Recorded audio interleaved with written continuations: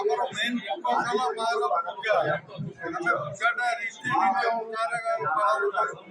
ସେଇଥିପାଇଁ ମାର ଆଶୀର୍ବାଦରୁ ଆମ ଦୁର୍ଗା ପୂଜା ସମିତି ଓଡ଼ିଶାରେ ମାନେ ପ୍ରତିଷ୍ଠିତ ଅର୍ଗାନ ହିସାବରେ ପରିଗଣିତ ହୋଇସାରିଛି। ଏ ବର୍ଷ ମୁଖ୍ୟ ଆକର୍ଷଣ କ'ଣ ରହିବ? ମୁଖ୍ୟ ଆକର୍ଷଣ କ'ଣ ରହିବ? ମୁଖ୍ୟ ଆକର୍ଷଣ ଆମ ସବୁ ବର୍ଷ ଭଳି ଆମ ମାର ପୂଜା ରୀତିନୀତିରେ ଯୋଉଟା ଆମେ କରି ଆସୁଛୁ ଦୀର୍ଘ 48 ବର୍ଷ 47 ବର୍ଷ ହେଲା ଏ ବର୍ଷ ବି ସେଇଟା। ଆଉ ଆଜ୍ଞା ଯଦି ଦେଖିବା ମାଙ୍କ ପୂଜାରେ କ'ଣ କ'ଣ ସାଂସ୍କୃତିକ କାର୍ଯ୍ୟକ୍ରମ ରହିବ? ଆମର ସବୁବେଳେ 78ରୁ ଆମର ରିଜଲ୍ୟୁସନ୍ ହେଇଥିଲା ଆମେ ଦୁର୍ଗା ପୂଜାରେ 5 ଦିନ କାଳ ଭଜନ ସମାରୋହ କରୁ।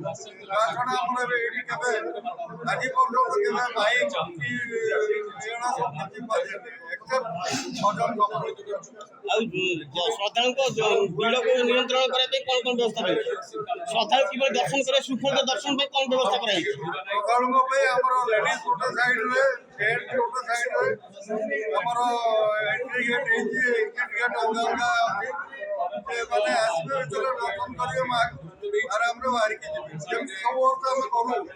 ଏ ବର୍ଷ ବି ସେଇ ଆରେଞ୍ଜମେଣ୍ଟ ସାରା ଭାରତ ବର୍ଷରେ ପ୍ରଥମ ତୋରଣ ହେବ ଯାହାକି ଆଦିମ ଯୁଗରୁ ଆଧୁନିକ ଯୁଗର ଛାପ ଅଛି ଆମର এই ତୋରଣରେ ସମସ୍ତଙ୍କୁ ଆକୃଷ୍ଟ କରିବ। ରାମାୟଣ ମହାଭାରତରୁ ଆରମ୍ଭ କରି ଆଜିର ଆଧୁନିକ ଯୁଗର ସବୁ ପ୍ରକାର ଛାପ ଆଦିରେ ଅଛି ଆପଣମାନେ ଦେଖିବାକୁ ପାଇବେ ଏବଂ ଆମେ ଅନୁମାନ କରୁଛୁ ବା ଭାବୁଛୁ ଆମ ଶହୀଦନଗର ଦୁର୍ଗା ପୂଜା ସମିତି ତରଫରୁ ଏହା ଭାରତ ବର୍ଷରେ ନମ୍ବର 1 ତୋରଣ ହେବ।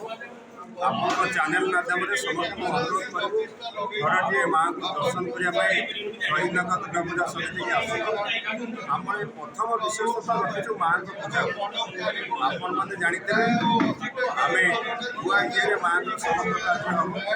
ମାଆଙ୍କର ରୀତିକାନ୍ତି ନୀତି କେମିତି ଭଲରେ ହେବ କୌଣସି ପ୍ରକାର ବିଘ୍ନ ହେବ ନାହିଁ ସେଥିପ୍ରତି ଆମେ ଦୃଷ୍ଟି ଦେଇଛୁ। ଗୋଟେ କମିଟି ମଧ୍ୟ ଗଠନ କରିଛୁ ଏବଂ ଦ୍ୱିତୀୟ ପ୍ରାଥମିକତା ଦେଇଛୁ ଆମର ଭକ୍ତଟିଏ କେମିତି ମାଆଙ୍କୁ ଦର୍ଶନ କରିଯିବ ତାର କିଛି ଅସୁବିଧା ହେବ ନାହିଁ ତାଙ୍କ ସୁରକ୍ଷାକୁ ଗୁରୁତ୍ୱ ଦେବା ସହ ବିନା ଡିଜେ ବିନା ମଦ ଏବଂ ବିନା ଡିଜେ ବିନା ପଲିଥିନ୍ ଆମେ ପଲିଥିନ୍ ପାଇଁ ବ୍ୟାନ୍ କରିଛୁ ଯେ ପଲିଥିନ୍ ବ୍ୟବହାର ହୋଇପାରିବ ନାହିଁ। ସମସ୍ତଙ୍କୁ ଆପଣଙ୍କ ମାଧ୍ୟମରେ ସ୍ୱାଗତ କରୁଛୁ ଏବଂ ଅଭିନନ୍ଦନ ଜଣାଉଛୁ ମା ଦୁର୍ଗାଙ୍କ ପୂଜା ବିଷୟରେ ଏବଂ ସମସ୍ତଙ୍କ ପାଖରେ ଅଳି କରୁଛୁ ଯେ ଆଜିକା ପରିବେଶରେ ପ୍ଲାଷ୍ଟିକ୍ର ଭୟାବହତା ବହୁତ ତେଣୁ ସମସ୍ତେ ସବୁ ମଣ୍ଡପର କର୍ମକର୍ତ୍ତାମାନେ ପ୍ଲାଷ୍ଟିକ୍ ବର୍ଜନ କରନ୍ତୁ ଡିଜେକୁ ବର୍ଜନ କରନ୍ତୁ ଏବଂ ମଦକୁ ପ୍ରଶାସନରେ କୌଣସି ମାଦକ ଦ୍ରବ୍ୟ ସେବନ ଦିଅନ୍ତୁ ନାହିଁ। ସମସ୍ତେ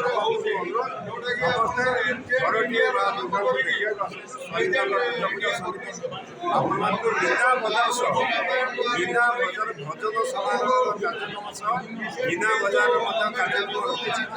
ନୂଆ ନୂଆ ଦୋଳି ଲାଗିଛି ସମସ୍ତଙ୍କୁ ମନୋରଞ୍ଜନ କରିବାର ପ୍ରୟାସ ଶହୀଦନଗର ଦୁର୍ଗା ପୂଜା ସମିତି ଦିଆଯାଇଛି।